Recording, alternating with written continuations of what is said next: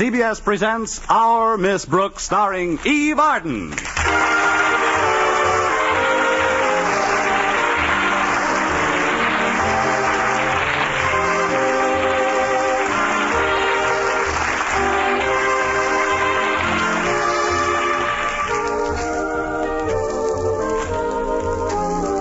Our Miss Brooks is a school teacher. To be specific, she teaches English at Madison High.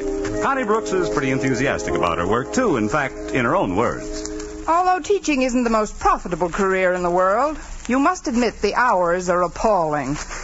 But there's always my secret heartthrob, Mr. Boynton. He's the biology teacher at school. And a sweeter, more intelligent scientist never brushed off an English teacher to play footsie with a frog. But he'll come around. Even a biology teacher must sooner or later get a little biological. Meanwhile, I can dream, can't I?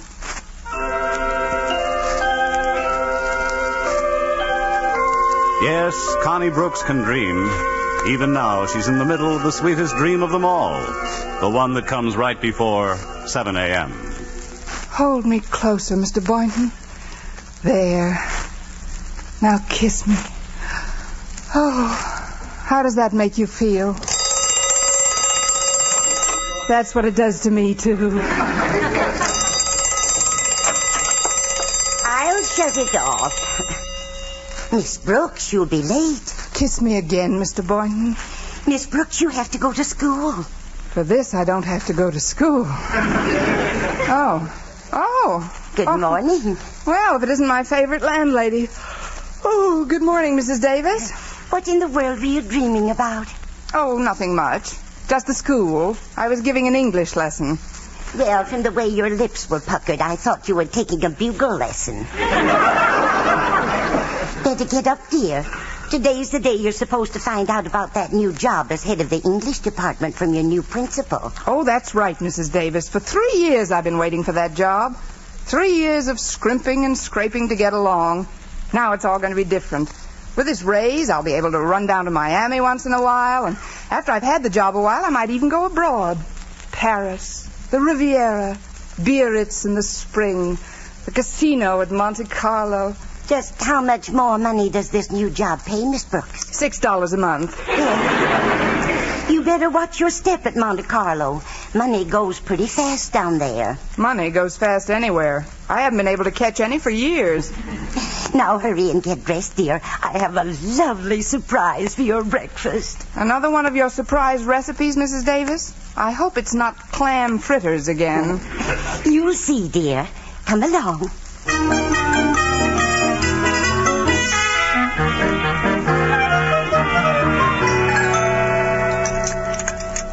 Here you are, dear. Here's your surprise.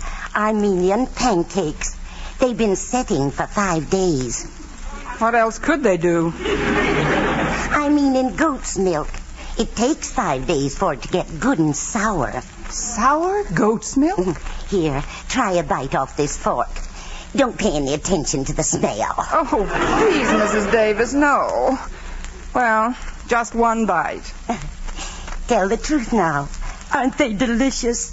I don't want to hurt your feelings, Mrs. Davis, but if I were the goat responsible for this concoction, I would hang myself by my own beard. If you don't mind, I'll have to pass up the pancakes. But, Miss Brooks, it's a crime to throw out these pancakes. What's the crime? Carrying concealed weapons? You've got to have some breakfast. Could I squeeze you a persimmon or two? No, thanks. I'll grab a kumquat on my way to work. Hey, it's funny Walter Denton isn't here yet. He knows I wanted to get to school a little early this morning and meet the new principal. Rather convenient to have one of your pupils drive you around. Yes, my Chevy's still in the shop. I had a little accident Saturday. I ran into a parked car. Oh, that's too bad. I hope you reported it to the police. I didn't have to. They were sitting in the car. Oh, that's good. I'll get it. Call, Miss Brooks. Come in, Walter. Well, Walter Denton, how you've shot up since I saw you last. You saw me yesterday, Mrs. Davis. My, how time flies. Come on, Walter. I've got to get down early. The new principal takes over today. What's his name, dear? Mr. Conklin. Osgood Conklin. Osgood Conklin? Why, I've known him for years. We went to school together. Really, Mrs. Davis? What kind of a man is he, anyway? Well, the other children used to call him Stoneface because he never laughed. Oh, fine. Well, I shouldn't say never. I did hand him a laugh one time when we were out ice skating. He was practically in hysterics. What happened? I broke my leg. He sounds about as friendly as a subpoena.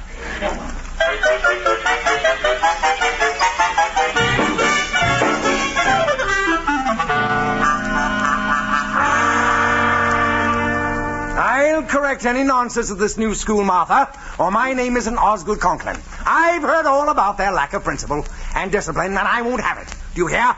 No one is going to interfere with my making Madison High a well-run school. No one. If anyone gets in my way, I'll crush them, step on them like so many ants, squash them. That's nice. Pass the marmalade, dear. And help yourself to some more toast. I hate toast. As I was saying, Martha, I'm sure that the faculty at Madison High is totally incompetent. Oh, please, Osgood, you mustn't let it irk you. Irk? Drink a little water, dear. It'll go away. No understanding, no cooperation. Nobody knows what a difficult job I'm faced with. It's awful, awful. Please, Osgood, can't you talk without barking? Honestly, sometimes I think Prince is the only one who can really understand you. Prince? Don't mention that lazy mutt to me. Look at him over there, dead to the world. Well, it's getting late. Now, where's my hat? Confound it, where's my hat? Please, dear, don't bark. I'm not barking, Martha. Once and for all, I don't bark. See? He does understand you. Now be sure to drive carefully on your way to school. Oh, don't tell me how to drive the car. I'm not, dear. It's just that after all the work you put in, polishing it on Sunday, I'd hate to see that... Stop worrying. I did the work, didn't I? Ah, look at her out there. Nothing takes a wax polish like a black touring car. Well, Osgood, you'd better get started. You don't want to set a bad example for your new teacher. I'll show them a thing or two. I'll show them. Oh, shut up, Prince. Goodbye, Martha.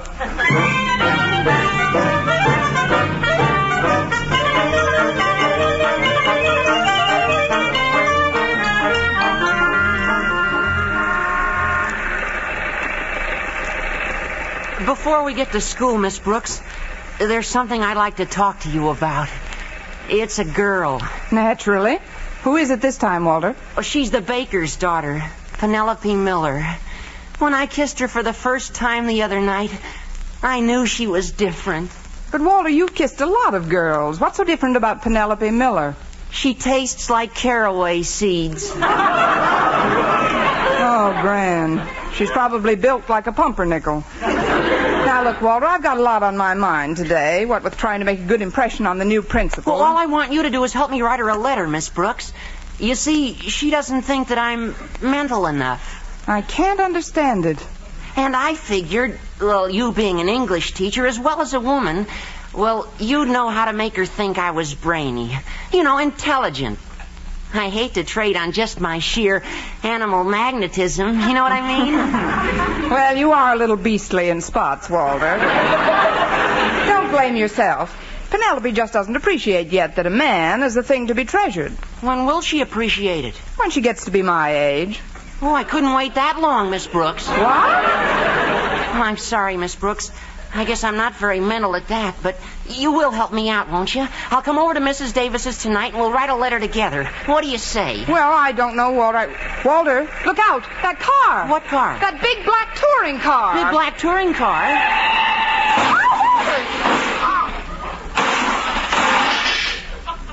It's not quite as big as it was. You young idiot! Why don't you watch where you... My fenders, my shining fenders lying in the gutter. Walter, put the man's fenders back on. Oh, gee, mister, I didn't You mean didn't mean. Why didn't you look where you were going? Well, gosh, it takes two to make an accident. A brilliant observation. But it just happens that I was only going 15 miles an hour. You should have been going 30. We'd have missed you by a block. Now, see here, you red-haired joyrider. It was probably your fault. My fault? Why don't you learn how to drive that hopped-up hearse of yours? Hopped-up hearse. Now, listen here, young woman. I've tried to control my temper. But if you want to play rough, I can get plenty rough. Walter, I've got to run along. I'll leave you to straighten out Barking Boy. Barking boy? That's the second time today I've been accused of barking. Young woman, I'll have you know I do not bark. Who's your friend? Go home, Prince.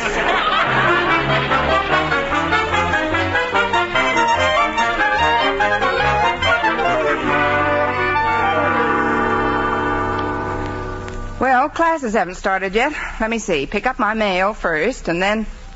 Oh, hello, Mr. Boynton. Hello, Miss Brooks.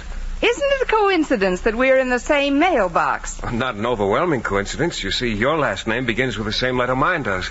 Well, that's a start. You have such a quick mind, Mr. Boynton. Well, it is thorough. Personally, I think you tax it too much. Don't you think you need more recreation, if you know what I mean? Well, carrying on my biology experiments is recreation enough. You don't know what I mean. Of course, I also collect stamps. Oh, that sounds exciting. There's no end to the possibilities. Have you ever tried your hand at beadwork? Well, no, I don't believe I have. Is it fun? Fun? Why, it makes you just tingle all over. We must string a few together sometime. Mm-hmm. And basket weaving can be thrilling, too. Oh, really? Yes, if we're both in the same basket. Well, so much for the world of sports.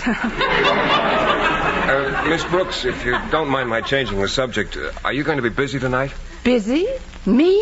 Mr. Boynton, I couldn't be unbusier. Well, I'd like to come over after dinner. That is, if we can be alone. Alone? We'll be absolutely isolated. I hope you don't think I'm too forward, Mr. Boynton, but I've anticipated this moment for quite a while.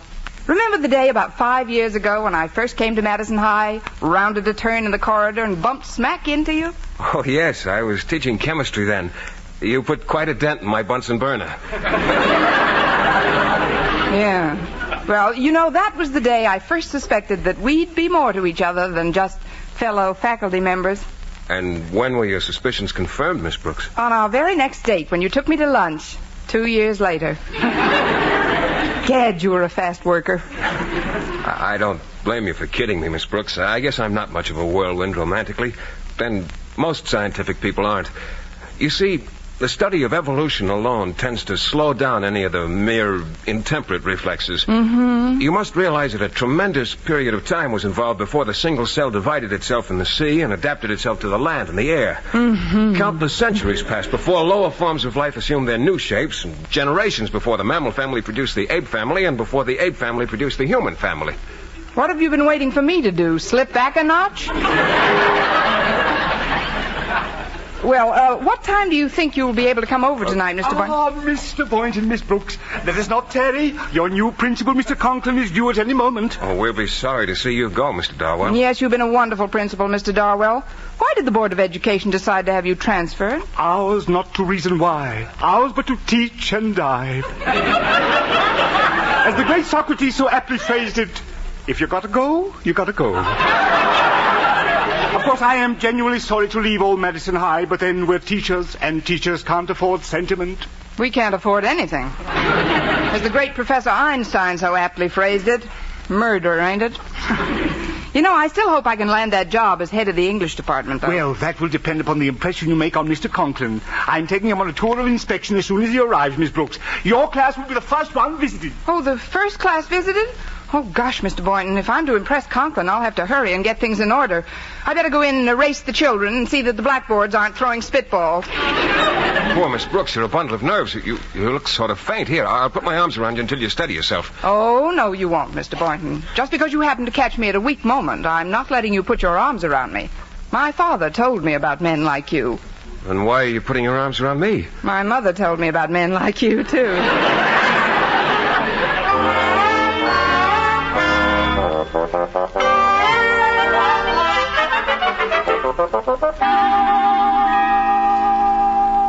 All right now, class. Please let me have your attention.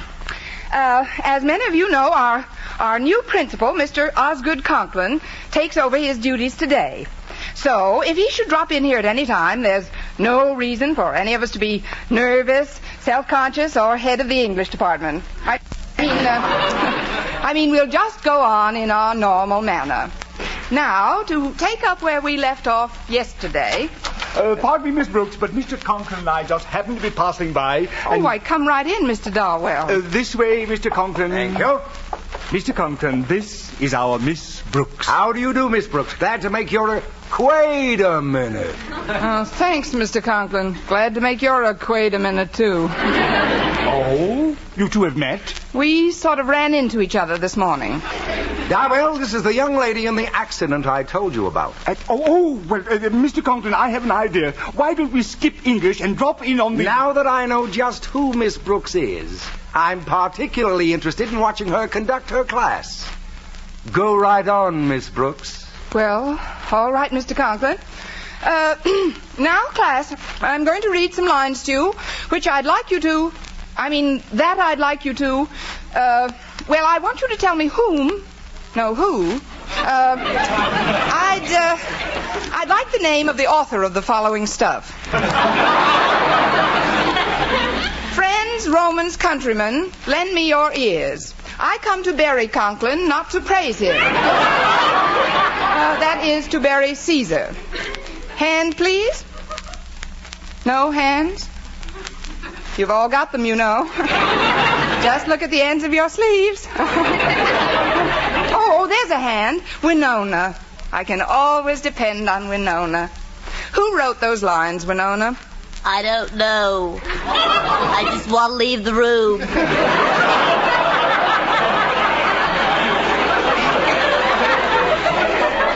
Never mind the blindfold, Captain. Just give me a cigarette.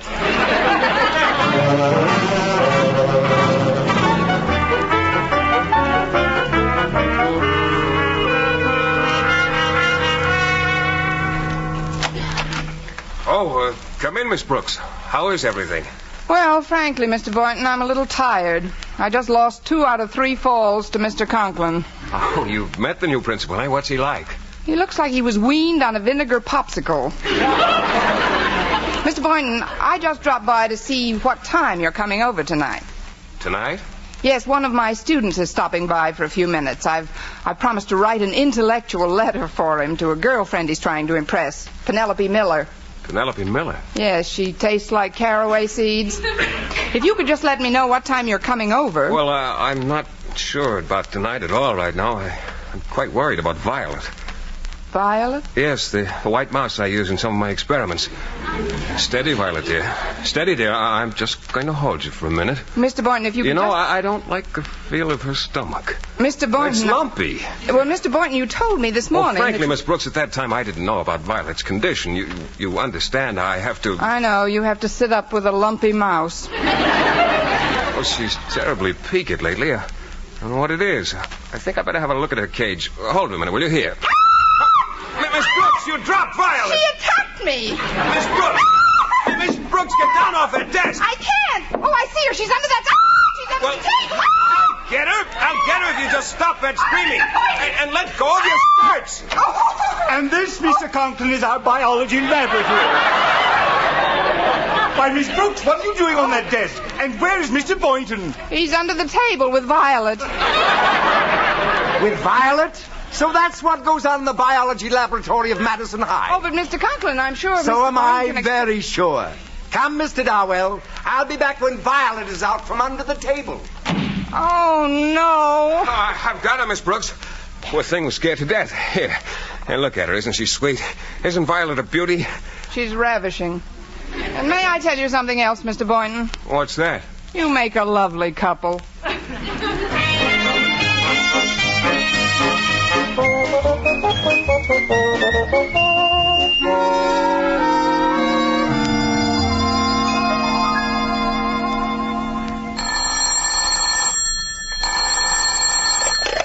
Hello, principal's office. Osgood Conklin speaking. Who's calling, please? Mrs. Davis. Margaret Davis? Oh, yes, the girl I used to go ice skating with. Ha, ha, ha. How's your leg? What's that? You want me to come over to dinner? Well, I'm afraid You say there's a teacher living with you that you want me to meet. Miss Brooks. Well, I'd like... Miss Brooks! Now, look here, Margaret. I've already met that redhead... Mr. Conklin. Hold the phone, Margaret. Yes? I'm Matilda Denton of the school board. I have reason to suspect that my boy Walter, a pupil at this institution, has fallen into the clutches of one of your female teachers. What? Yes. He told me that he had a date with a woman tonight at her home. Uh-huh. And here, this note fell out of his pocket when he came home from school. Let me read that, please. At last, I've got what I want. Red hair and a tough, sturdy body. Red hair? Good heavens! Well, Mr. Conklin, have you any idea who this nefarious woman might be? Yes, I have, Mrs. Denton. Pardon me. Hello, are you still there, Mrs. Davis? No, I haven't been to a Turkish bath. Now, listen. I have reconsidered. I shall be delighted to dine this evening with you and, Miss Brooks. Mr. Conklin, I'll give you just 24 hours to find out who my boy is traipsing around with. Listen, Mrs. Denton. Listen, Mrs. Davis. You'll get to the bottom of this matter quickly, or there'll be a new principal here at Madison High. Quiet, both of you. Don't you bark at me. I'm not barking. Let's go home.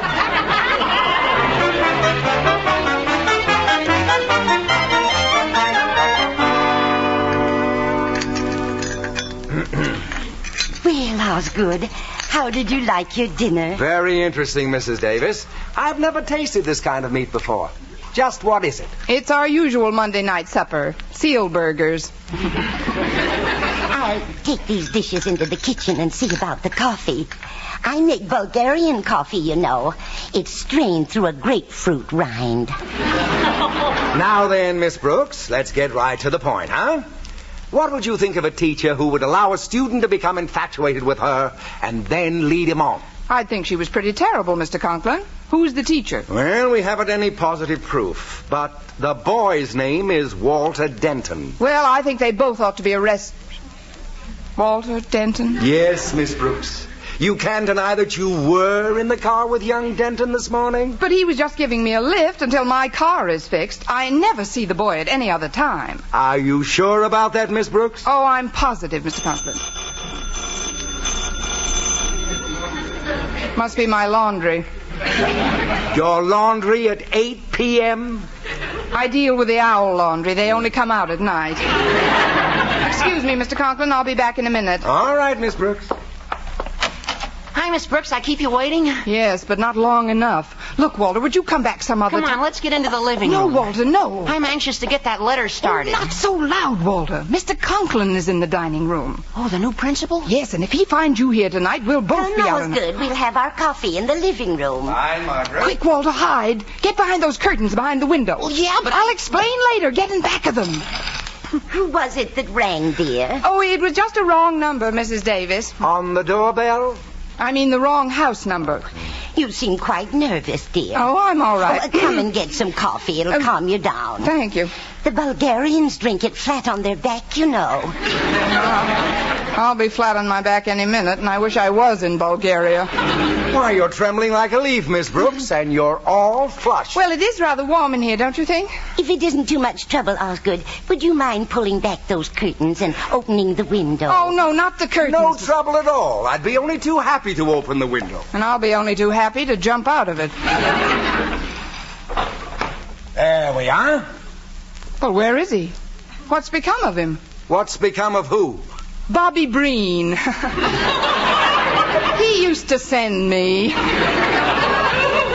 Come on over to the couch, Connie. You're still overwrought. Well, thank you. Lay right down here, dear. Oh, no, I'll thank you. get you a pillow.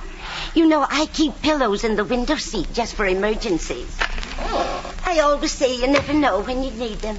Why, hello, Walter. Here you are, Miss Brooks. Just make yourself... Ow! Margaret, what's the matter? Walter Denton, come out of my window seat. Aha! Just as I thought. Miss Brooks, where are you going? I thought I'd run down to the Belgian Congo for the weekend. Sit down, Miss Brooks. Young man, what were you doing in that window seat? if you'll only give me a chance, Mr. Conklin, I can explain. Go ahead. What were you doing in there? Hiding. Walter, tell them just why you came here tonight. Well, I came here to see Miss Brooks. I thought we'd be alone. Oh-ho! Oh, no. Well, she was only going to help me write a letter to my girlfriend. I see. Now, let's hear you explain this, Miss Brooks. Here, read this page from Walter's diary. Mine? What is this? At last I've got what I want. Red hair and what a tough, sturdy body. Walter! I wish everybody would stop saying Walter. Look, this isn't even my writing. Here, look at the other side. See, that's my biology notes from yesterday. I asked Mr. Boynton to loan me a piece of paper. Mr. Boynton wrote that? Miss Brooks, don't you get it? Get what? Red hair. It's you he's writing about. Mr. Boynton? Me? Just what he wanted? Tough and sturdy body. Well, I am strong. Surely you're not pleased, Miss Brooks. I'm not? I'm not. Oh, Door's open. Mr. Boynton. I thought you said we were going to be alone, Miss Brooks. You too. What's happening around here? Haven't you heard? I've been made queen for a day. Boynton, I'd like to know whether you wrote this or not. Let me see it, sir. Yes, I wrote it. It was supposed to go into my diary. What's wrong with it anyway? She is strong, and I did work hard to get her. Oh, Mr. Boynton, please, not in front of everybody. It took 23 generations of crossbreeding to get a red-backed mouse like that. Red-backed mouse? Mouse? Amazing.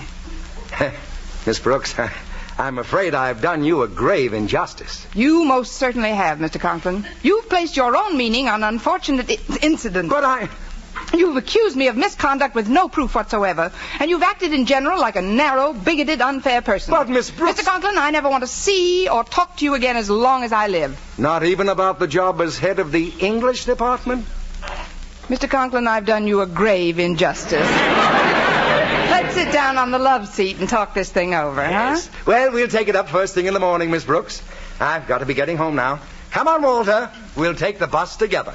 Oh, we don't have to take the bus, Mr. Conklin. I've got my car outside.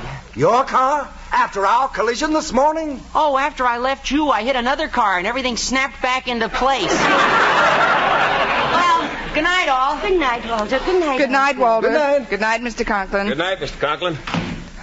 Well, now there's just the three of us, Mr. Boynton. Mrs. Davis and you and I. Gee, it's a beautiful night. Look at that moonlight streaming through the windows. If one would take a hint, there'd just be two of us. Two of us and one sofa. I said if one would take a hint, there'd just be two of us.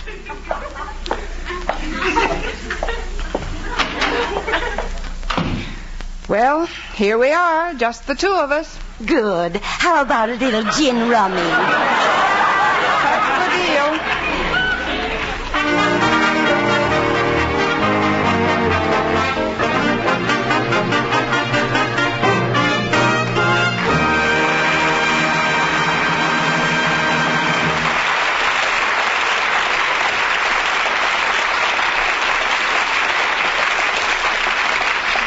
Well, I blitzed Mrs. Davis 3 across, but I'd rather have lost to Mr. Boynton. He's certainly naive, my little biology boy. But though he's shy, he's glad of eye, and I'm sure he'll soon realize that the greatest thing he'll ever learn is just to love and be loved in return.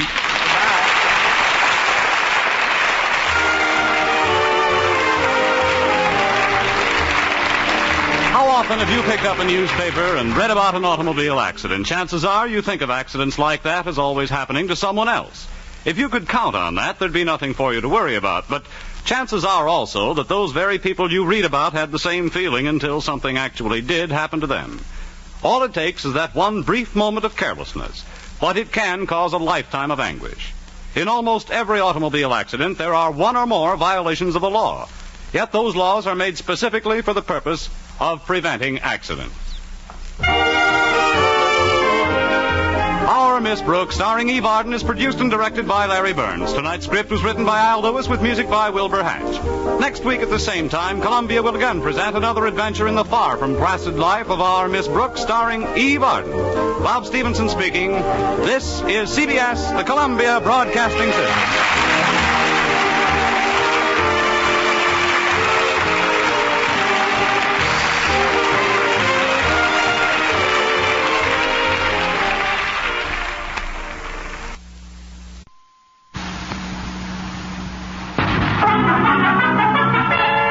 Now it's Our Miss Brooks, starring Eve Arden.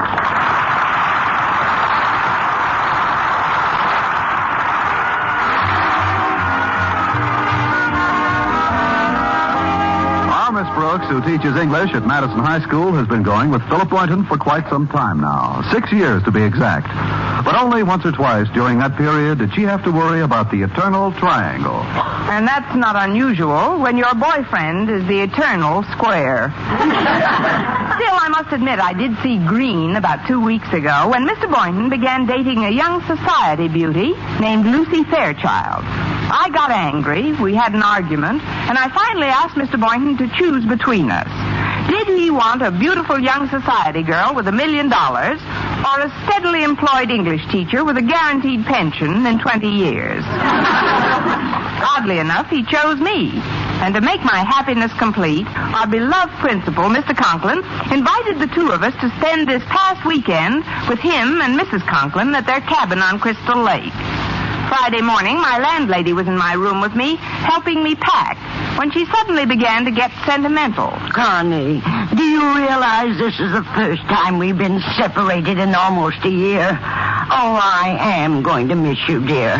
Promise me you'll write every day. But, Mrs. Davis, I'm only going to be gone 2 days. Why, I'd be home before the first letter reached you. Oh, how nice. Then we could both sit down and read it together. Better still, why don't I write the letter now and let you read it to me while I'm packing? I know just what I'd say in it. I'd tell you what a wonderful time I'm having with Mr. Boynton. I hope it comes true, dear. It's just too bad Osgood will be around to pester you two. You're not kidding. Ever since Mr. Conklin saved Mr. Stone by pulling him out of that open elevator shaft, he's been playing the hero role to the hilt. But to spend a weekend with Mr. Boynton, I can even bear Mr. Conklin. Connie, I know it's a touchy subject, but, well, has Mr. Boynton really given up that society girl? Oh, absolutely. Mr. Boynton is through with the Crepe Suzette's crowd. I think he realizes now that we donut dunkers were made for each other. Still, I wonder... Wonder what, Mrs. Davis? Well, it's probably just my imagination, but this whole thing reminds me of a book I read. Oh? You and Mr. Boynton going up to a lonely cabin in the woods. It's before the regular season opens, nobody around.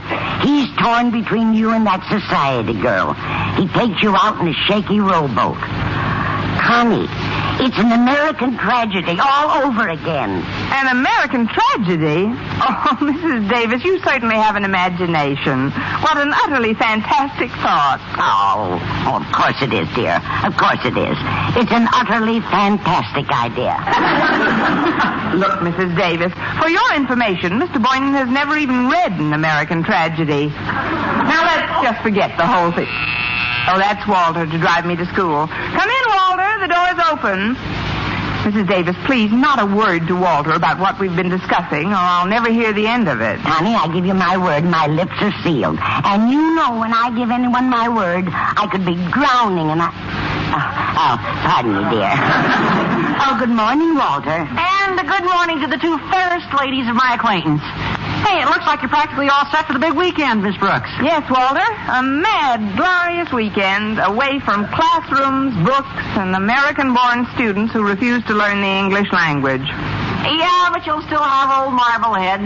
You'll have Mr. Conklin with you. Harriet says that living with him these days is like living with a combination of John Wayne and Fearless Fosdick. Did you see the poem he wrote called Keep Your Head? It covers the entire school bulletin board. 32 stanzas. Did you read it, Miss Brooks? It's all about courage. I read it, Walter, and for the first time, I was glad I was a coward. But Mr. Conklin, or no, Mr. Conklin, I'm looking forward to a wonderful weekend. Oh, I don't blame you. You and Mr. Boynton away together in a lonely cabin in the woods before the regular season opens. Nobody near, no society girl around. Just the two of you out in the lake alone in Mr. Conklin's shaky rowboat. Hey, it's an American tragedy all over again. American tragedy.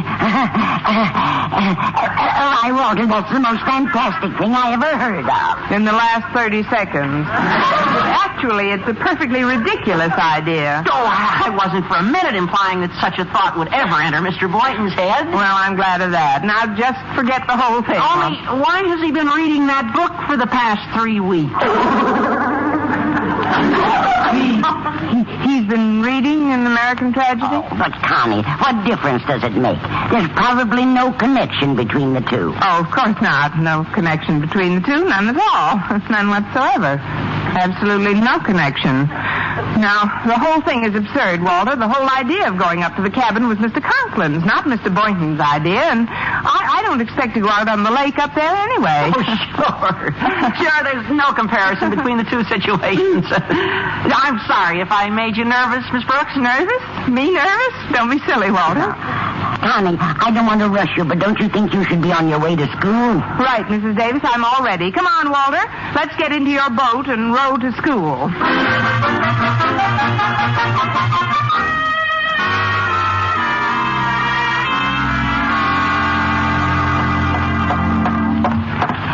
Oh, good morning, Harriet. Oh, hi, Miss Brooks.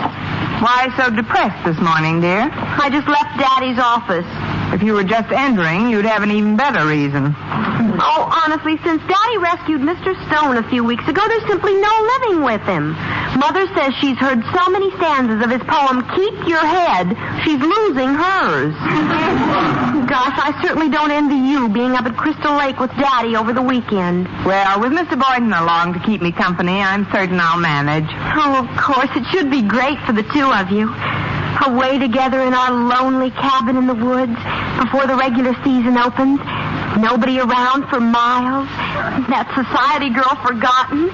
Just the two of you out on the lake alone in Daddy's wobbly rowboat. Harriet, I won't have you implying this is another American tragedy. But, Miss Brooks, I wasn't implying. You weren't?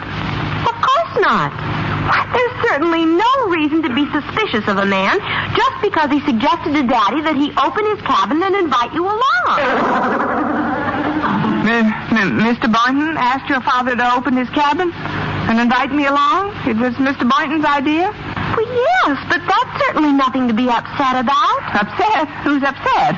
Why should I be upset? Besides, Mr. Boynton has never said anything about going out in any boat. He's never mentioned that. Never once. So why should I be upset? Good morning, Miss Brooks.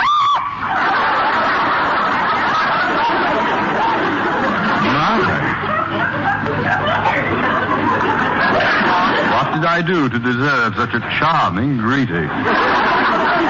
Now step into my office, please. I want to have a word with you. Yes, sir. I'll see you later, Harriet. Bye, Miss Brooks. You needn't sit down, since this won't take a minute, Miss Brooks. I presume you've seen my poem on the bulletin board. I posted it yesterday, just before lunch. You couldn't miss it going to the cafeteria. Did you read it? Yes, sir, and it saved me lunch money. I read it, sir. The first 2 stanzas I consider the most important. Keep Your Head by Osgood Conklin.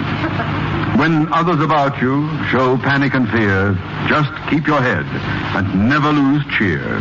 The world makes room for the heart that is brave, so just keep your head. Ride the crest of the wave. Miss Brooks, tell me truthfully, have you ever heard anything so inspirational? Not since Casey at the bat. Now, on my desk this morning was this piece of paper, and on it is a dastardly satire some ignorant buffoon made of those precious verses. Go on and read it, Miss Brooks. When others about you show panic and fear, just keep your head like a good glass of beer. The world makes room for the heart that is brave, so just keep your head. You'll have something to shave. Who could have done this to me, Miss Brooks? Who could have played this ghastly trick on Osgood Conklin? Who? Miss Brooks, are you listening to me? Oh. Did you hear what I said? Oh, pardon me, Mr. Conklin. I really don't know who could have written it. Will you excuse me now, sir? I'm not myself today. I feel a little nervous. Oh, well, then this weekend with us up at the lake will do you good. You'll have plenty of opportunity to be alone with Mr. Boynton. You've always wanted that, haven't you? Yes, but not quite this way. That is, it should be nice, sir. It certainly should be for both of you. But something he asked me yesterday has me a little puzzled. Something he asked you? Yes. He asked me, did I have a good, strong rowboat? Good, strong rowboat. He asked you that? Well, when did he ask you that? Right after he asked me how deep the middle of the lake was. How deep the middle of the lake was? Well, yes. Looks like Mr. Boynton plans to drown you. Why, what's the matter, Miss Brooks? Where's your sense of humor? I was only joking. I'm certain such a delightful, hideous thought never entered Boynton's head. Oh, no, I'm certain it didn't, sir. Absolutely certain. Now, if you'll please excuse me. Miss Brooks, where are you going? Down to the pool to learn to swim.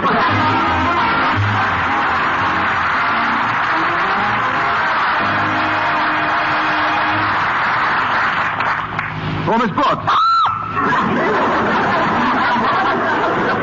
What is it? Oh, nothing at all. Nothing at all, Mr. Boynton. Well, nice bumping into you. On dry land, that is. See you next week sometime. Bye. Next week? Miss Brooks, what are you talking about? You haven't forgotten our trip this weekend, have you? Oh, no. I remember the weekend under Crystal Lake. On Crystal Lake. But frankly, I've been thinking of staying home this weekend. But, Miss Brooks, you promised to go. I thought we'd patched up our little difference, and I really have been looking forward to it. You really have been looking forward to it? Yes, and I've made some plans. Little on the romantic side, if you know what I mean. It doesn't matter. With me, both sides are romantic. Oh, gosh, how could I have been so silly? What are your plans, Mr. Boynton? Well, tonight after dinner, just as the full moon comes out in a perfect blue sky, we'll go out in Mr. Conklin's rowboat. I'll need just one big, powerful oar. And I'll show you how to sit so you don't rock the boat. And even if you do fall into the lake, I can swim. Brooks,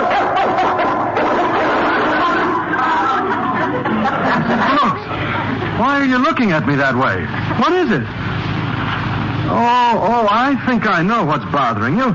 You're mystified as to my actual reason for this trip. Now, isn't that it? No, I've read chapter 23. My actual reason for going up to the lake is to gather first-hand information on the nocturnal habits of the speckled-throated frog. The nocturnal habits of the speckled-throated frog?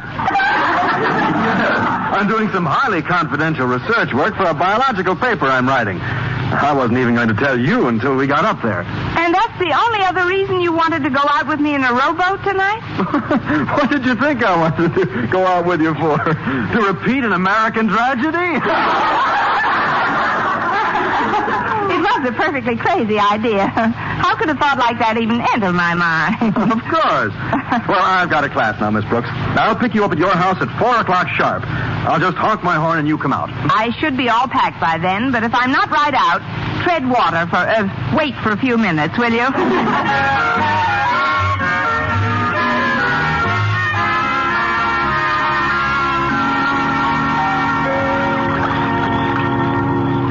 Osgood, ever since we arrived at the cabin 3 hours ago, you've been behaving ridiculously. Now come out of that rowboat this instant. Quiet, passion flower. Believe me, Boynton has gone completely berserk. Everything he's done so far clearly indicates he plans to marinate Miss Brooks tonight. Osgood, please stop hiding under that tarpaulin. They're bound to see you sooner or later. Believe me, Poopsie girl. Your Osgood knows what he's doing. I've collected facts from Walter Dent and Harriet and Miss Brooks herself, and there's no question about it. Boynton plans to end his romantic obligations to Miss Brooks by bashing her over the skull and using her as bass bait. But I am going to save her. Save. Osgood, since you pulled Mr. Stone out of that elevator shaft and became a hero, you've been simply impossible. Now, please get out of that boat before they come down here. Worry not for your Osgood's safety, my pet. He knows how heroes are expected to act in emergencies, and he shall not be found wanting. The world makes room for the heart that is brave, so just keep your head. And you have something to shave.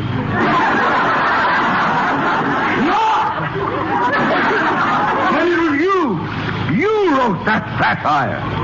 For 20 years, I've clasped a Delilah to my bosom.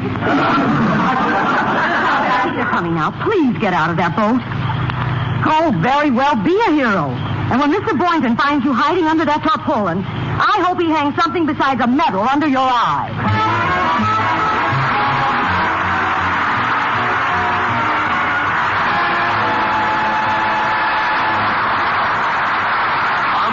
We'll return in a moment.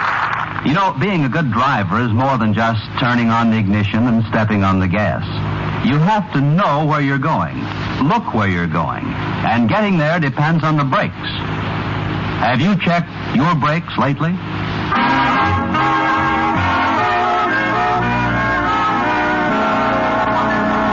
Well, there was no doubt in Mr. Conklin's mind Mr. Boynton was going to end his romantic idyll with Miss Brooks by using her to fatten up the fishes. So, to present another American tragedy, when the two took his rowboat out on Crystal Lake, he hid himself under the tarpaulin. Oh, gosh, isn't it nice and peaceful out here on the lake, Mr. Boynton? Oh, it sure is, Miss Brooks. I wonder if you'd mind. That is, well, can I hold your hand? I doubt it. We're about 8 feet apart. You could sit closer. Why don't you sit on that tarpaulin? Oh, no, thanks. I tried it before, and I felt like I was sitting on a mass of whale blubber.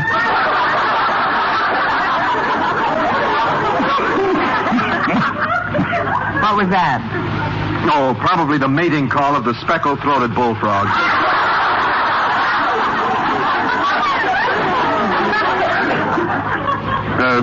Would you like me to tell you about the love life of the frog, Miss Brooks? Right now, I'm trying to develop one of my own. I mean, some other time, Mr. Boynton. Well, maybe I could move a little closer to you. No, stay where you are. I'll come to you. Very well.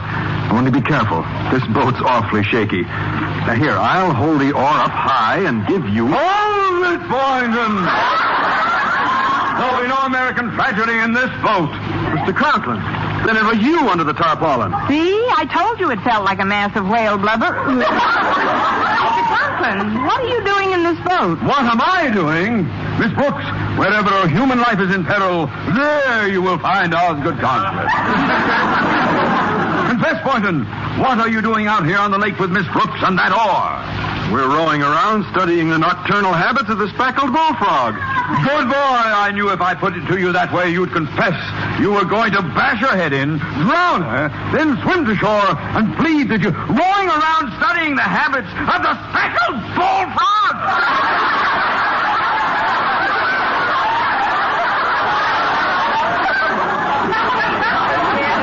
Back under the tarpaulin again? Mr. Conklin, I know it's bad news for you, but let's face it. Mr. Boynton was not trying to drown me.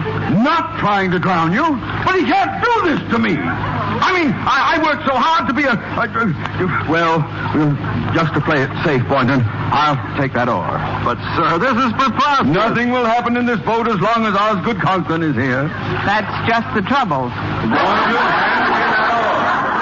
But, sir, very well, if you won't give it to me, I'll have to wrest it from you. Release that oar, Boynton! Oh, good gosh, there goes our only oar. Oh, we'll never find it in the dark. Our only oar? Yes, and heaven knows where we are on this lake. We've been drifting for an hour. We're probably miles from land by now. How are we going to get back without an oar? Sir, frankly, I'm worried, too. There's no one else on this lake. Who knows how long we'll be out here? And why are we all so nervous?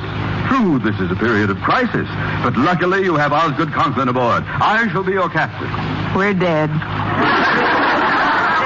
What Mr. Boynton said is right, sir. It might be days before we're rescued. There's nothing to eat in the boat. With a little ingenuity, Boynton, we'll find something to eat. Don't look at me, sir. I'm indigestible. But first, I'll run this ship the way it should be run. Mr. Boynton, you will sit fore and keep a sharp lookout for smoke on the horizon. Miss Brooks, you may sit aft and troll for small fish with a bobby pin tied on a shoelace. I shall sit here and steer the boat manually using that good old North Star as my guide. But, sir, that's the moon you're pointing at. And I thought it seemed a rather odd shape for a star.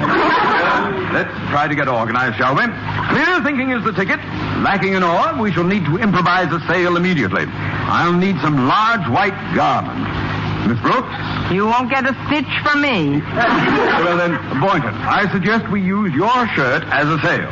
Second the motion. And let's throw in his undershirt, too, sir. His shirt ought to do nicely. Oh, sir, can't we wait until morning for all this? You'll obey orders, Boynton, while I am captain of this ship. Below, sir. We can dispense with your levity, Miss Brooks. And now, before anything else, as a source of hope and inspiration, let us all bow our heads and prayerfully intone the first verse of my poem, Keep Your Head. By Osgood Conklin. Why not let me try to swim to shore for help, sir? But, Miss Brooks, you can't swim. Well, there's no time like the present to learn. Say, am I imagining things, or is this boat sinking? Sinking? Holy cow, you're right. There's a leak. A leak? Where? Good grief! Water's coming in. There is a leak. The boat's sinking. I can't swim. I don't think this boat can last 5 minutes the way the water's coming in. Maybe much less. Well, keep your head, Boynton. Don't get panicky. Don't get panicky, boy. You'll need all your... Oh, every ounce of it. You told me ashore. Oh, you ashore? But what about me, sir? I can't swim either. And you know the tradition of the sea. The captain goes down with his ship. Not in the ship! Grab my hair, Boynton. Don't just sit there. Keep a clear head, boy. Clear. Here, grab my arm. Which arm do you want? Take your choice. Oh, help me, Boynton. Help me! Steady, sir. Let's not lose our heads. Just think of your poem, sir. When others about you show panic and fear. Oh, stop that idiotic balderdash! Now help me, Boynton. I have a wife and family. Miss Brooks has no wife. Nothing.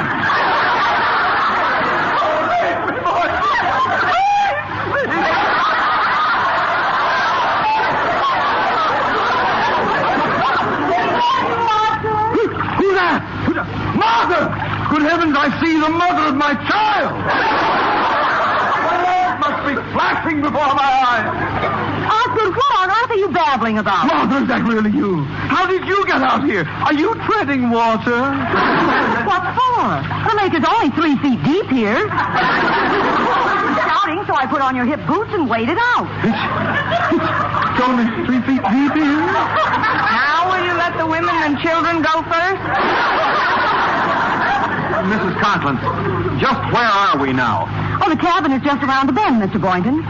Now, Osgood, will you kindly explain just why my big hero suddenly went to pieces? Went to pieces? Why, Martha, what a fantastic idea. Oh, I will admit I was a little upset, but it was more for the safety of Mr. Boynton and Miss Brooks than myself. My first concern was for their safety. Isn't that so, Miss Brooks?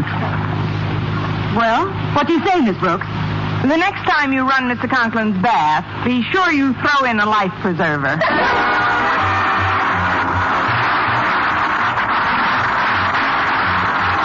Honest Brooks, starring in Bargain. Summary Burns, written by Arthur Oldsberg and Lou Derman with the music of Lud Gluskin. Mr. Conklin was played by Gail Gordon.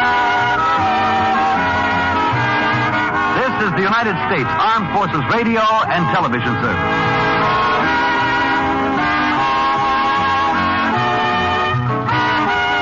This is the American Forces Network, Europe. Palmolive Soap, your beauty hope, and Luster Cream Shampoo for soft, glamorous dream girl hair bring you Our Miss Brooks, starring Eve Arden.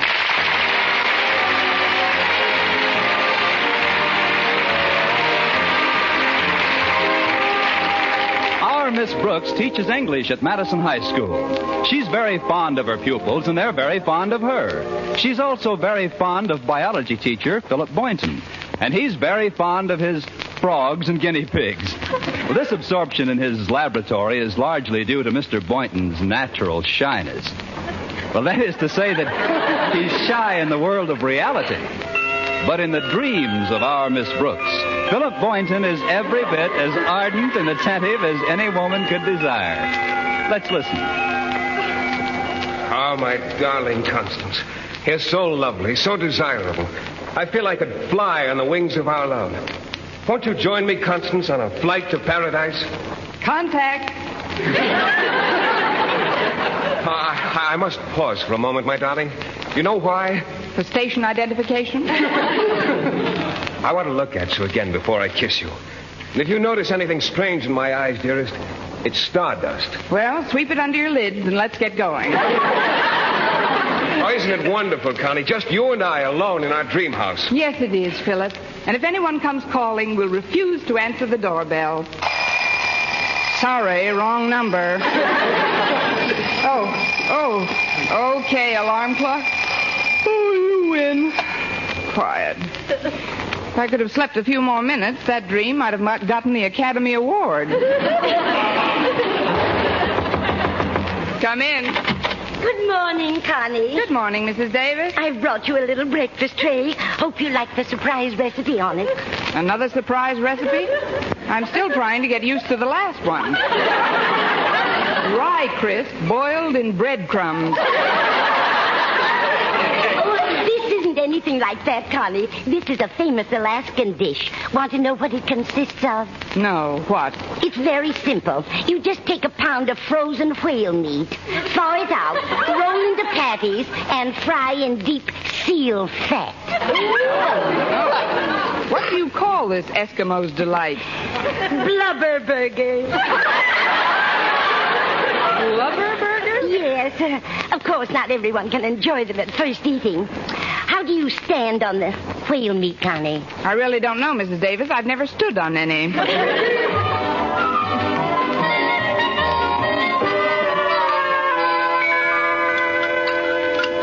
It was nice of you to bring a tray into my room, Mrs. Davis, but I'd rather have breakfast out here in the dinette with you. Oh, thank you, Connie. But you haven't had a thing but a glass of milk. I know. You can't fry that. That is, I didn't feel very hungry. Oh, that's too bad. Today of all days. What's so special about today? Don't you know?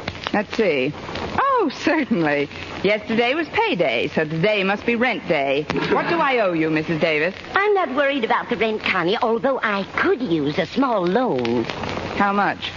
Well, $5 would do nicely. It's for a donation I promised the Ailing Newsboys Fund. All right, Mrs. Davis, I can let you have $5. You sure you won't miss it? No, I won't miss it. The people I owe the payment on my car might miss it, but I'll take care of that later. I've had my eye on a bag in Justin's department store, and I've decided to throw caution to the winds and buy it this afternoon. The one you told me about? Green alligator skin? That's the one. Of course, I'll have to postpone a lot of my time payments. The car, my coat, the watch I bought for Mr. Boynton, but it's worth it. Wait till you see that bag, Mrs. Davis. But what about your creditors? What'll you tell them? I'll write them all polite letters. Letters? What'll you say? Oh, I'll think of something. I'm an English teacher, ain't I? Aren't I? Am I not? You certainly must have your heart set on that bag. Oh, I have. Do you think Mr. Boynton will like it? He likes frogs and lizards and things. Then this alligator bag ought to be right up his alley. Lucky alligator bag to be up an alley with Mr. Boynton. Oh, that must be Walter Denton. He's giving me a lift to school. I'll be there in a minute, Walter. Is your car in the repair shop again, Connie? Yes, the garage says they just have to get one more part for the car before I can drive it again. What part is that? A motor. Only time... Hello, Walter. Come in. Thanks, Miss Brooks. I just came in to tell you to be sure and bring a coat with you this morning. It's colder than a school teacher's heart out. I mean, some school teachers' hearts, Miss Brooks. You're a warm one. Thanks, Walter. You can butter me up on the way to school. I'll go get a coat. I'll just be a few minutes. Did someone let that cat in again? It's me, Mrs. Davis. Oh, Walter, I'm glad you came in. We've got to make arrangements for the surprise party. Does she know it's her birthday? No, just like last year, she's forgotten about it completely. Well, then the party will go over that much bigger. Did you find out what she wants? Yes, I did, Walter. It's a green bag in Justin's, but she's threatened to buy it for herself. Golly, that's no good. I know. So I've thought up this scheme. If we all borrow some money from her, she won't be able to buy it. Then we can give it to her for a present. I'll call the Conklins and tell them to be sure and borrow something from Miss Brooks when she gets to school. Good. She's so soft-hearted she'll never turn anybody down, as long as there's a hard luck story with it. I'll put the bite on her and... I'll borrow something on our way to school. Here she comes. I'll go back into the kitchen. I don't want her to think we've been conspiring. Okay, Mrs. Davis. Well, that wasn't such a long wait, was it, Walter? Oh, not at all, Miss Brooks. Gosh, that's a nice coat. Well, when did you buy that? Within the next 18 months. Let's hurry, Walter. I couldn't touch a morsel of Mrs. Davis's breakfast. I'd like to get a bite on our way. Don't worry, you will.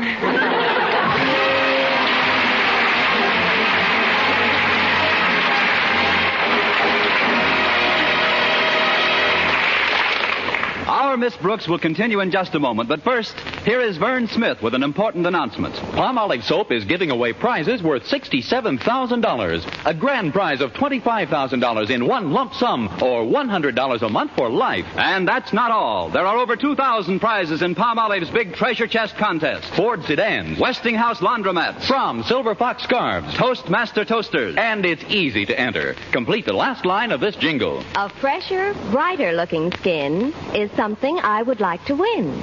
I'll get Palmolive soap today. Da-da-da-da-da-da-da. Write your last line on a plain sheet of paper or use an official entry blank giving complete rules obtainable at your dealers. Include your own and dealer's name and address and mail with the big word Palmolive from the front of the wrapper of one regular and one bath-size cake of Palmolive soap to Palmolive, Box 92, New York 8, New York. Now here's the jingle once more. A fresher, brighter-looking skin is something I would like to win. I'll get Palmolive soap today.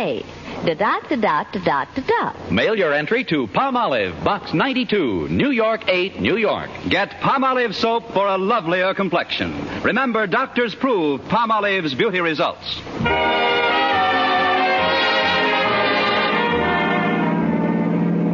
I just had a tune-up job done in the car, Miss Brooks. Runs pretty smooth, doesn't it? Yes, it does, Walter. What kind of a car was this? Is this? A 1938 Hudson. Certainly held together for the past 10 years. So have you, Miss Brooks. Not that I'm comparing you with a car or anything, but, well, you're still so youthful. Nature's treated you extremely well. Why, you haven't even got any crow's feet. Nature probably knows I can't afford shoes for them. I don't like to keep bothering you with my personal problems, Miss Brooks, but could I once more? Could you once more what, Walter? Bother you with a personal problem. It's about a financial matter. What kind of a financial matter? A loan? Are you asking me or telling me? I'm telling you? I'm telling you. I'm broke. Really? How long have you been a school teacher? No, I'm serious. I've just got to get some money somewhere. It isn't like it was for myself. I wouldn't even ask if it was for myself. Who is it for? It's for a friend of mine. He's an iceman, and his horse fell down the other day, and he's laid up in the barn now, and my friend hasn't been able to sell any ice. Oh, that's too bad, Walter. He doesn't know when the horse will be on his feet again, and he's just had a baby. The horse? No, the Iceman. Well, that's a switch. His wife, you see, and they haven't got enough money to buy milk to feed it. Well, let alone the other 7 children in the family, plus oats. Ain't it sad, Miss Brooks? Saddest thing since Camille. How much do you want to borrow, Walter? $5 would help a lot. Okay, here you are. Gosh, thanks. Are you sure you won't miss it? No, I won't miss it, Walter. The people who sold me this coat may miss it, but I'll take care of that later. Thanks again. You don't know what this money will do for these people, and you'll get it back just as soon as my friend's foot heals. Your friend's foot? I thought it was the horse who fell. The horse? Oh, sure. But didn't I tell you? When the horse fell, my friend tried to lift him up and sprained his own ankle. Oh, great. Between his sick horse, sprained ankle, and having a baby, your friend is the busiest iceman I ever knew. Well, we're right near school. Oh, gosh, I got so wound up talking about my poor friend, I forgot to stop and let you get some breakfast. Well, after that story, Walter, I'd feel guilty eating anything but hay. I'll have an early lunch in the cafeteria. Okay, Miss Brooks. Well, here we are. Thanks, Walter. Say, isn't that Harriet Conklin going up the steps? Yeah, that's Harriet. Oh, you better hurry. She's anxious to talk to you. How can you tell from the back of her neck? I'm psychic about some things. Go ahead, Miss Brooks. All right, Walter. See you later. Good morning, Harriet. Oh, good morning, Miss Brooks. I'm so glad we bumped into each other before school starts. I've been very anxious to talk to you. Walter is psychic at that, among other things. What did you want to talk to me about? Well, it's rather embarrassing. Not that you're hard to talk to or anything, but, oh, golly, I just don't know how to say it now that we're face to face. Well, we'd look pretty silly chatting back to back. What seems to be the trouble? Well, it's really not my trouble, Miss Brooks. It's just that I've got to get some financial assistance for a friend in need. What friend, Harriet? Well, it's a little boy I know. He comes from a very poor family, and in order to help his folks, he shines shoes after school. Now, he's got a little dog that helped him get his business started. What did he do, put up the money? No, Miss Brooks. He used to do tricks and attract customers. But just the other day, he fell down and hurt his foot. Now the poor little dog can't even get downtown anymore. Well, I can get him a lift downtown if he doesn't mind riding on a lame horse. I don't understand. Well, I don't either. But how much do you want to borrow? Well, right after he was hurt, they took the little dog to a hospital, and the bill there was $8. He must have had a semi-private room. Well, here's the $8, Harriet. Oh, thank you, Miss Brooks. You're sure you won't miss it? No, I won't miss it. The people I owe the payment on my watch might miss it, but I'll take care of that later. Anyway, I still have enough left to pick up that bag at Justin's this afternoon. You have? Oh, I mean, what bag? A green alligator job that I've had my eye on for weeks. Oh. Well, before you go to your room, Daddy would like you to stop in at his office. Uh-oh, what have I done now? Well, why should you think you've done something, Miss Brooks? Golly, just because Daddy's a principal is no reason for anybody to be afraid of him. No, maybe you're right, Harriet. Good morning. Morning, Daddy. See you later, Miss Brooks. Bye, Harriet. Will you step into my office a moment, Miss Brooks? Certainly, Mr. Conklin. At ease. Have a chair. Yes, sir. As you know, I was a major in the last war. Mm-hmm. Spent almost 4 years in charge of the post exchange at Camp Bobrick, Ohio. Stout fella. Yes, although I've been returned to the arms of my loved ones for over 2 years now, I opened my last box of Hershey's in 46. I must confess there are aspects of military life which bear remembering. Such as? The camaraderie, esprit de corps. Don't you agree, Miss Brooks? Oui, mon capitaine. Now, you've been teaching at Madison High for over 5 years, haven't you? That's right, Mr. Conklin. And in that time, I've had a lot of esprit de corps, but very few raises. I think the last one was way now, back in... let's not talk shop, Miss Brooks. I realize that you haven't had a raise in some time, but after all, it's a universal complaint these days, and one which can't be remedied overnight. Meanwhile, you get by very nicely on the money you earn, don't you? Well, speaking frankly... That's the only way to speak, Miss Brooks. Now, if you don't mind, I'll come to the point. I've got to have some financial assistance for a friend of mine in distress. Another one? This poor chap was one of my GI assistants during the war. Just a corporal, but I recommended him for a War Department citation. Really? Yes. You never saw anyone fill a Coke machine like this lad. As for stacking Kleenex boxes, well,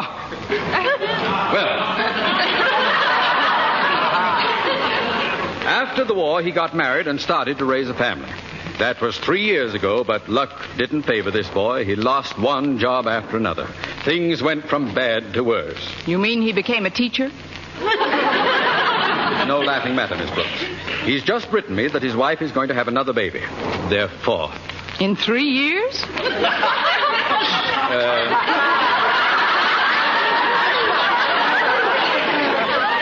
There's a set of twins. In any event, he's desperate. He can't even afford a hospital room for his wife.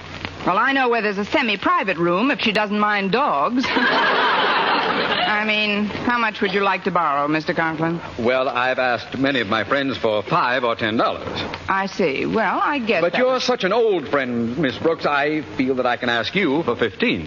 Before our friendship gets any older, here's the $15. Oh, thank you, Miss Brooks. You're sure you won't miss it?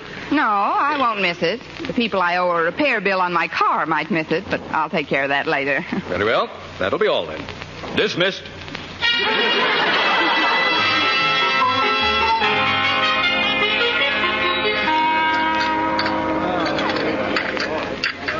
Excuse me, Miss Brooks, but may I sit at this table with you? The school cafeteria is pretty crowded today. Oh, sit down, Mr. Boynton. You'll forgive me if I go ahead with my lunch. Oh, of course. I want to eat this salad while it's still warm. There's something I'd like to talk to you about. Yes, Mr. Boynton?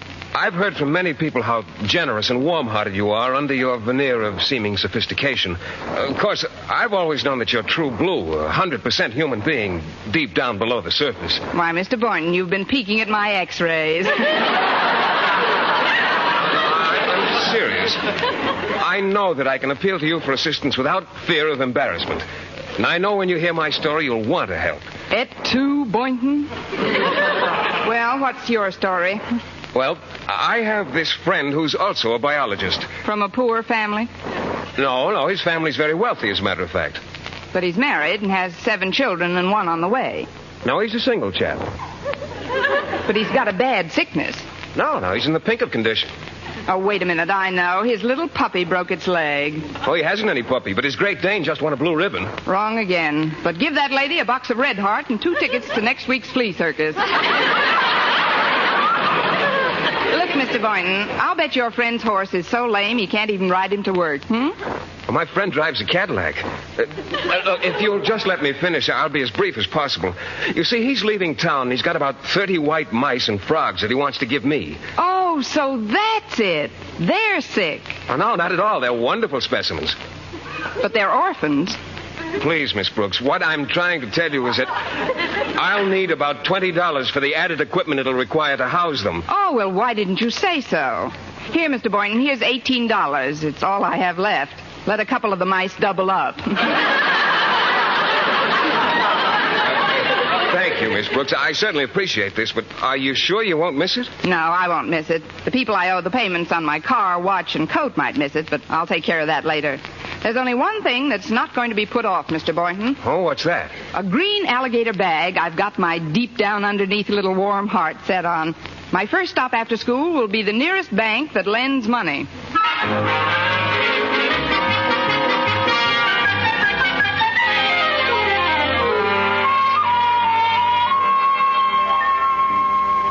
All right, attention, quiet, please. Now then, Harriet, it was your idea to have this surprise party for Miss Brooks. Suppose you outline the plan. All right, Daddy. First of all, did we all borrow enough from Miss Brooks to keep her from getting that bag she won? Mrs. Davis and I took $5 each from her. I nailed her for I appropriated 15. And she loaned me $18. Good for you, Mr. Boynton. I'm afraid it's not good enough, Mr. Conklin. She told me at lunch she was going to the bank and borrow the money for the bag. Oh, golly, that'll spoil everything. I know. Why don't we call the store and tell them under no circumstances to sell her that bag? Tell them we're buying it. Excellent, Walter. It's a wonder that agile mind of yours doesn't function quite so efficaciously in the schoolroom. Gosh, thanks, Mr. Conklin. Down to the store, pick up the bag, and take it home. Now, who'll get Miss Brooks and bring her over to our house? Oh, I will. I'll call for her at about 5 o'clock and bring her over to your house at 6. Fine. Now, synchronize watches, everybody.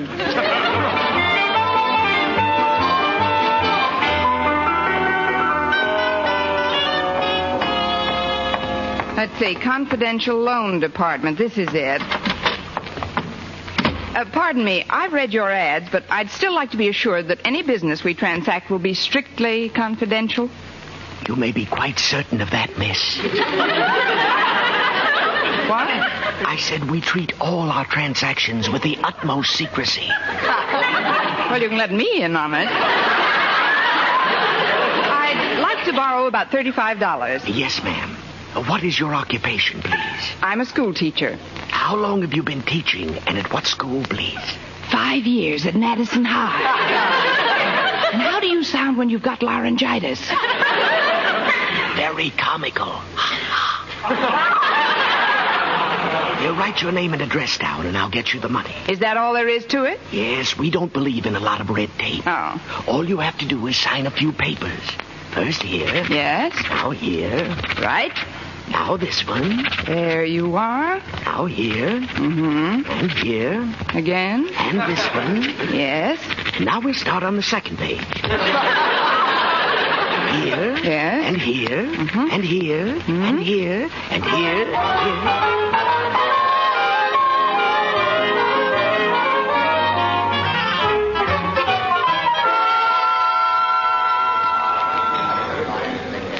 Can I help you, madam? It's Miss Brooks. I'd like to see an item your department has been featuring in your window display. What item is that, Miss Brooks? It's a green alligator. What? A green alligator. I've seen it in your window every day for weeks now. Have you ever heard of Alcoholics Anonymous? Do you mean to tell me you don't know what I'm talking about? Oh, not at all, Miss Brooks. You know you don't know what you're talking about, don't you? Or do you? Of course I do. Let's start all over again. There's a purse made of green alligator skin that's been in your window for the past... Oh, that thing. Oh, you wouldn't want to own that. Why, it wouldn't do a thing for you. It wouldn't have to. I've got a job. May I see it, please? Funny thing about that model, I sold the last one not a half hour ago to, Miss H. Conklin, I believe. Well, couldn't you get one just like it if I... H. Conklin? That's Harriet. Why, that little demon.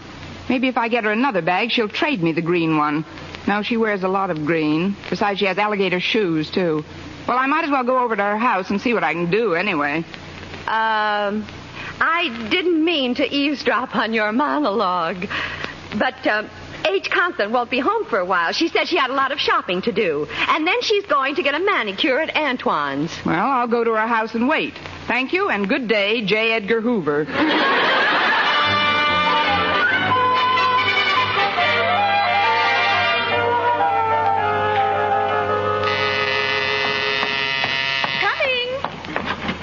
Hello, Mrs. Conklin. Is Harriet at home? Why, no, Miss Brooks. She's out doing some last-minute shopping for the...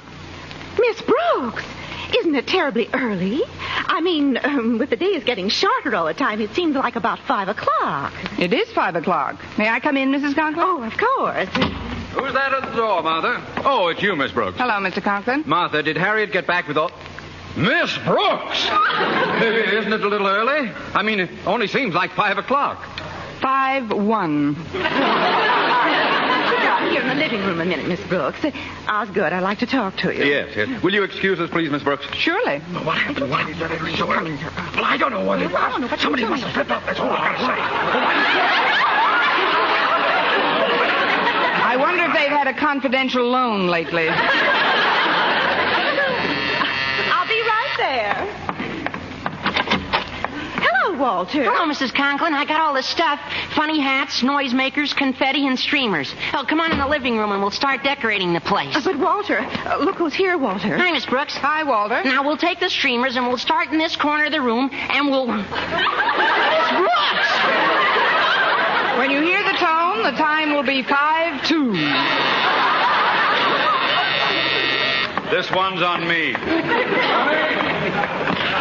Oh, hello, Mr. Conklin. I was just over to Mrs. Davis's house, but you... Say no more, Boynton. Come into the living room. Hello, Mr. Boynton. Hi. Oh, hello, Mrs. Conklin. Walter. Hello, Mr. Boynton. Oh, hello, Miss Brooks. As I started to say, Mr. Conklin, I went over to Mrs. Davis's to pick up Miss Brooks, but she...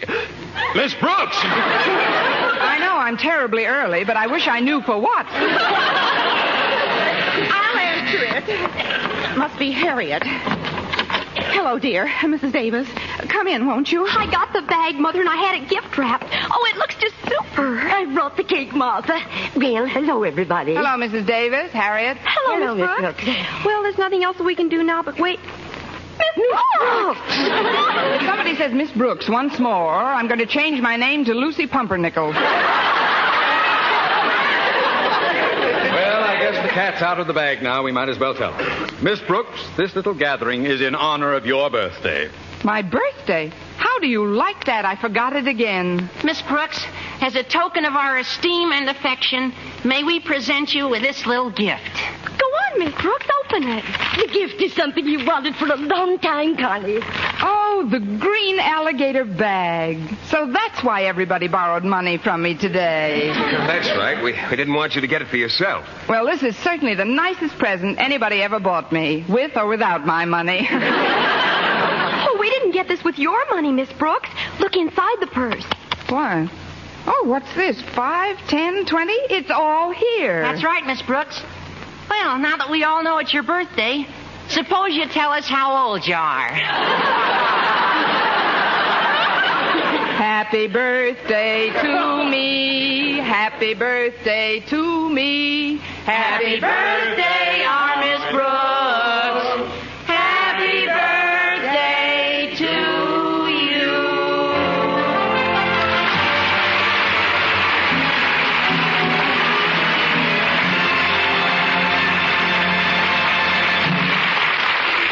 Eve Arden as our Miss Brooks returns in just one moment, but first... Dream girl, beautiful luster cream girl. Tonight, you can see this come true, revealed by a luster cream shampoo. You'll see your hair lovelier, your wave or curls softer, more glamorous, easy to do quickly. Even in hardest water, luster cream shampoo leaves hair 3 ways lovelier. Fragrantly clean, easier to manage, brilliant with sheen. Don't wait. Tonight, use Luster Cream Shampoo. Not a soap, not a liquid, but a dainty magical cream. Discover why it's by far the top favorite cream shampoo. Get the big jar, $1. Smaller sizes, either tubes or jars. Tonight, you can be a Dream girl, beautiful luster cream girl. You owe your crowning glory to a luster cream shampoo. And now, once again, here is our Miss Brooks. So you see, I won't need the $35 I borrowed from you people yesterday. Here it is. Fine. The interest is practically nothing. Oh, that's nice. May I have a receipt, please? Of course. Just sign here. Yes. And here. Yes. And here. Yes. And here. Yes. And here.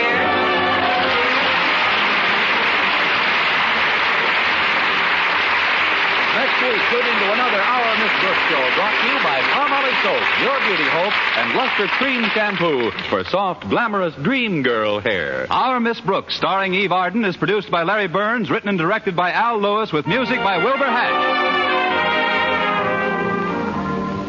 Dentists know what cleans teeth best, and over 4,000 dentists say Colgate tooth powder with a 2-minute routine gets teeth sparkling and super clean. So to remove dull film and get your teeth shining clean, just brush teeth 2 minutes morning and night with Colgate tooth powder. Brush inside, outside, and biting surfaces. Always brush away from the gums. See how quickly this gets teeth naturally bright. It removes dull film that improper brushing misses. And Colgate tooth powder also sweetens your breath. Try it. Buy Colgate tooth powder today. For mystery liberally sprinkled with laughs, listen to Mr. and Mrs. North. Tune in Tuesday evenings over most of these same stations. And be with us again next week at this same time for another comedy episode of Our Miss Brooks. Bob Lamont speaking for CBS, the Columbia Broadcasting System.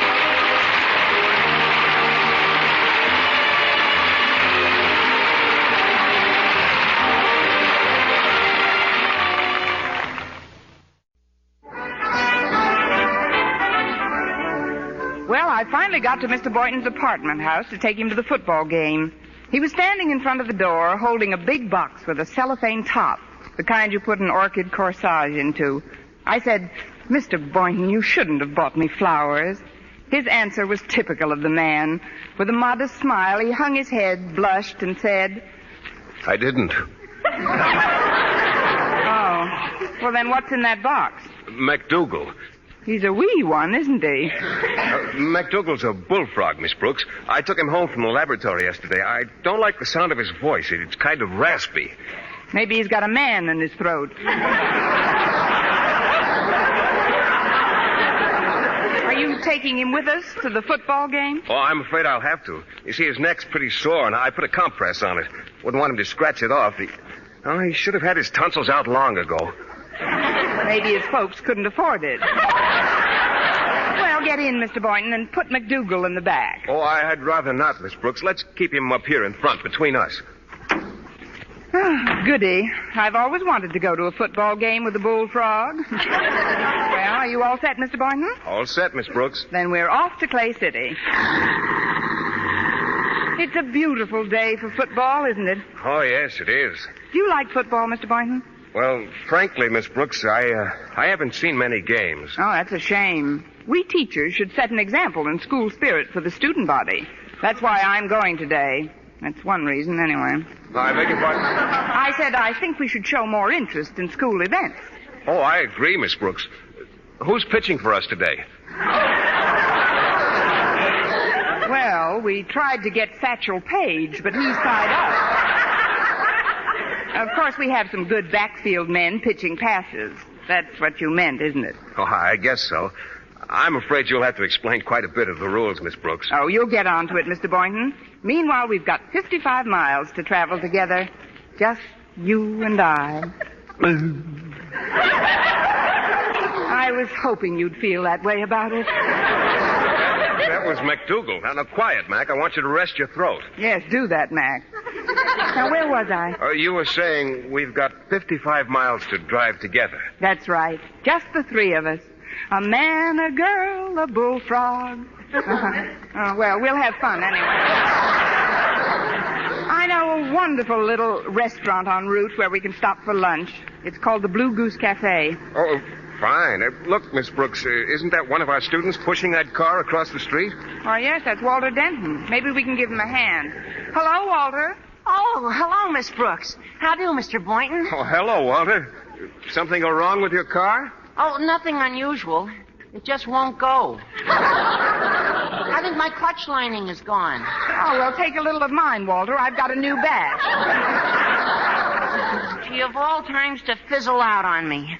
I had my heart set on going to the Clay City football game today. Well, why don't you come along with us? What do you say, Miss Brooks? With us? Well, I'm sure Walter would rather get there under his own power. Maybe we ought to try and get his car started. Oh, it's no use, Miss Brooks. It won't go. I know this car like the back of my hand. And the back of me hand to you. Well, it isn't that you're not welcome to come with us, Walter. I know. Why don't we tow you in your car? Tow me? Well, I don't understand the point of that, Miss Brooks. You wouldn't. I haven't got any tow rope anyway, Miss Brooks. Well, maybe we could push you in your car. You know, bumper to bumper and shove. Then when we got to a nice downgrade, whee! Right on, Walter. Oh, you're kidding me, Miss Brooks. Yeah. I'll sit in the back here. You and Mr. Boynton won't even know we're in the car. All right, Walter, hop in. I wouldn't want you to miss the game. Well, here goes, off to Clay.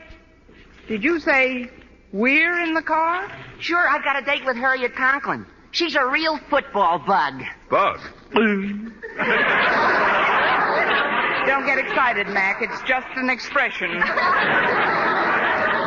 She'll be waiting in front of her house, Miss Brooks. It's just a mile or two out of your way. Naturally. But we'd better hurry if we want to have some lunch before the game. Hang on. Turn right at this corner, Miss Brooks. You'd better slow down for it. Oh, look out for that milk wagon. Boy, that was close. Oh, are you still in the car, Walter?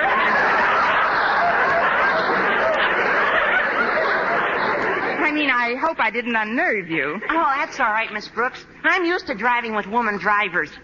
My mother's one, you know. One what, Walter? It's only natural for drivers to make mistakes. But my mom has made some whoppers. That I can see. Look, isn't that Harriet standing under that tree? Oh, yeah, that's her. Pull over to the curb, Miss Brooks. Yes, sir. Shall I hold the meter? Hiya, Harriet. My car's all tattered and torn, so Miss Brooks is taking us to the game. Well, bless your little pointed head. Hello, Miss Brooks. Hello, Harriet. How are you, Harriet? Mr. Boynton, how nice to have you along. Get that leer out of your voice, Harriet. Mr. Boynton's been spoken for. In fact, he's been spoken and croaked for. What in the world was that sound? Oh, this is MacDougal, Harriet, one of my favorite frogs. You can introduce them formally when we're rolling again. Hop in. Not you, Mac. We'll get in back. After you, m'lady. Thank you, ma'am. All set? Well, we're off for Clay City. Oh, don't start yet, Miss Brooks. Daddy's coming down off the porch. Hop Hi, Daddy. Hello, everyone. Oh, hello, Mr. Conklin. Bye, Mr. Conklin. That is, how do you do, sir? How's Madison's favorite principal today? At ease. I was just reading about the game with Clay City High. Should be quite a contest. Oh, yes, sir. That's where we're going today. At least we're starting today. Denton, must you sit so close to my daughter? I'm not sitting close to her, Mr. Conklin. She's sitting close to me. I'm over as far as I can get. I've got to pin him down, Father. Walter's the elusive type. Of course, he's not a real happy heartache, but he's good for a minor throb or two. Cut it out, Harriet.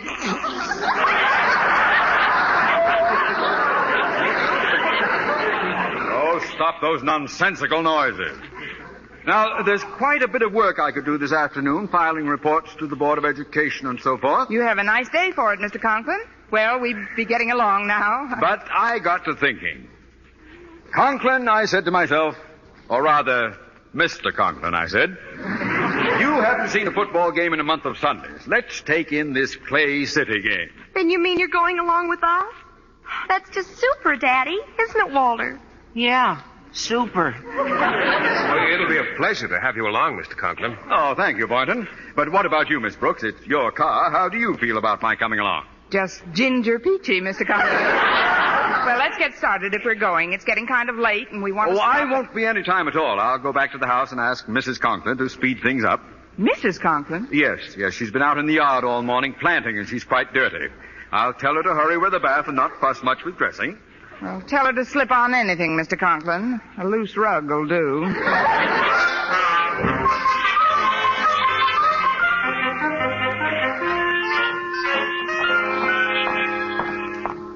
Well, here we are.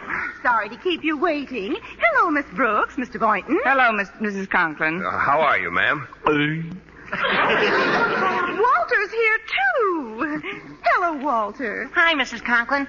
Where do you want to sit? Well, I think that you two should be separated. So, Martha, if you'll just sit between Walter and Harriet, I'll sit up front between Miss Brooks and Mr. Boynton. Fine. Now, if we can only get somebody to sit between McDougal. I'd better hold him on my lap.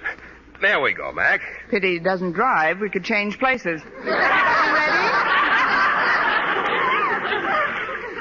We're all set, Miss Brooks. Do you know the road? Well, not offhand, Mr. Conklin, but I've got the maps in my glove compartment. Well, I'd better get them out then, Miss Brooks. Should be a very simple matter getting to Clay City. Let's see here. Route 68 into 44, then west. No, it's east, I guess it is, on 106. Well, what are you waiting for, Miss Brooks? For the directions, Mr. Conklin. Oh, I'll give you those as we go along. Just start her up. Well, we're on our way, Harriet. Oh, isn't it fun, Walter? Please, children, you're squeezing me. It should happen to both of us.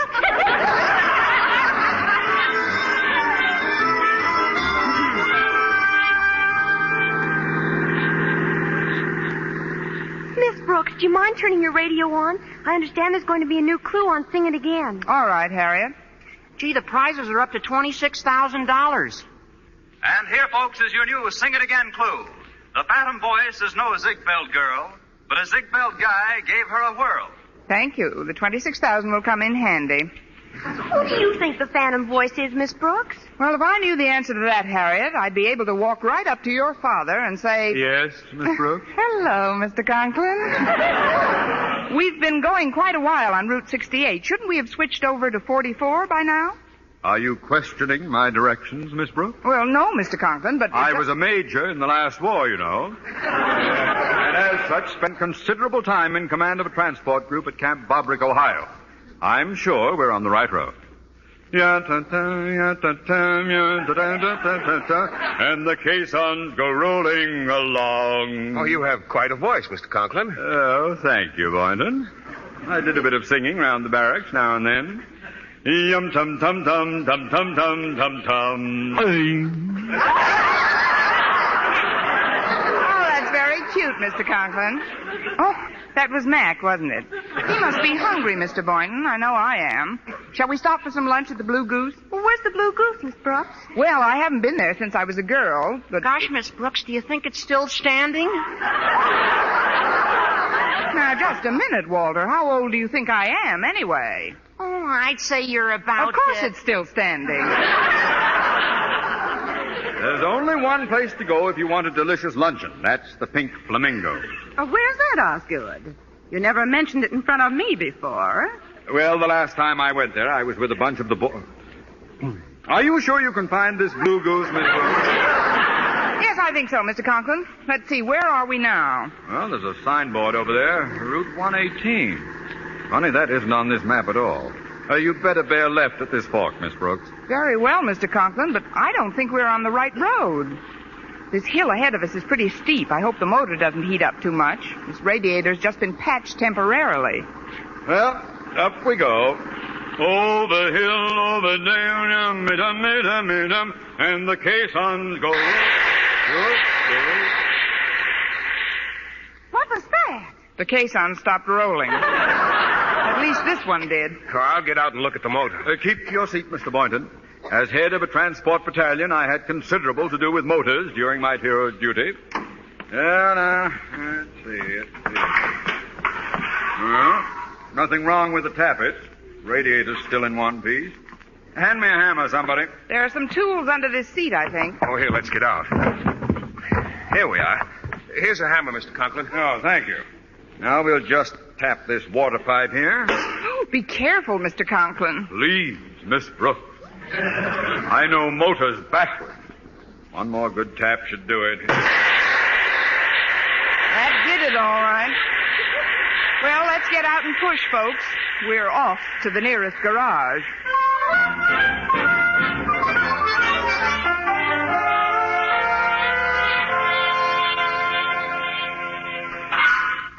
Well, there you are, folks. There you are. Good as new. Nothing would have happened in the first place if some knucklehead hadn't hit the pipes with a hammer.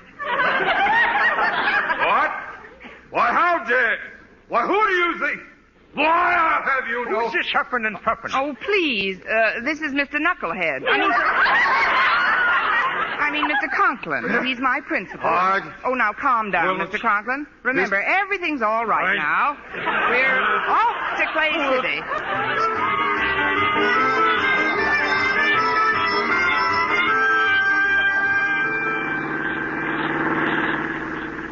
Where do you figure we are now, Miss Brooks? Well, I think according to my calculations, we've been traveling due east on Route 94 for 1 hour and 10 minutes at an approximate mean speed of 40 miles per hour. Any tailwind, Mr. Conklin? Oh, look, we're coming into a town. Of course we're coming to a town. It's just as I figured. This is it. Miss Brooks, ask that pedestrian where the stadium is. What pedestrian? Hey, look where you're driving! Oh, that pedestrian. Pardon me, could you tell us where the Clay City Stadium is? Well, I can't be positive, but my guess would be Clay City.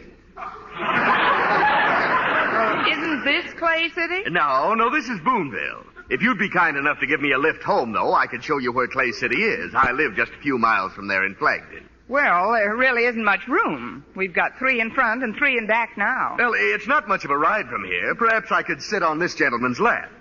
What? Sit on my lap? Oh, better take him, dear. We've only got a short time if we want to see the kickoff. Oh, very well. Come on. I hope I'm not too heavy. Sorry, I'll change my position.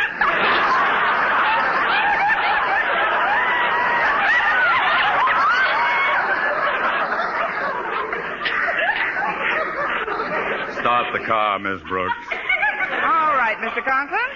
And this time we're really off to Clay City.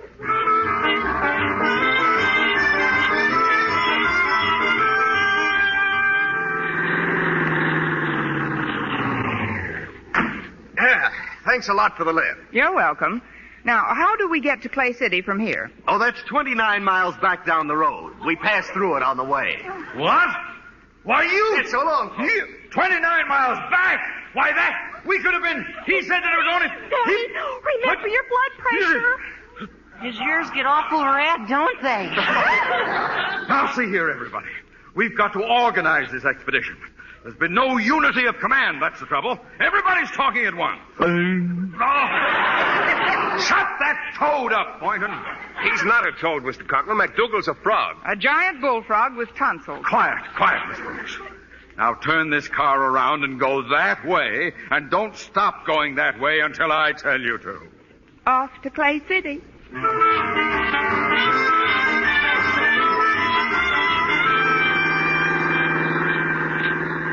Well, this is Clay City, all right. There's the Clay City National Bank, Clay City Lumberyard. Now, for heaven's sake, Miss Brooks, before you get lost again, ask somebody where the stadium is. All right, Mr. Conklin. Oh, there's a bus parked over there. I'll ask the driver. Excuse me, but could you tell me where the Clay City Stadium is? Sure, it's 4 blocks left and 3 right. Oh, thanks a lot. That's the first definite answer I've had all day. Well, I ought to know where the stadium is. I got the Clay City team in this bus. We just beat Madison High 89-0.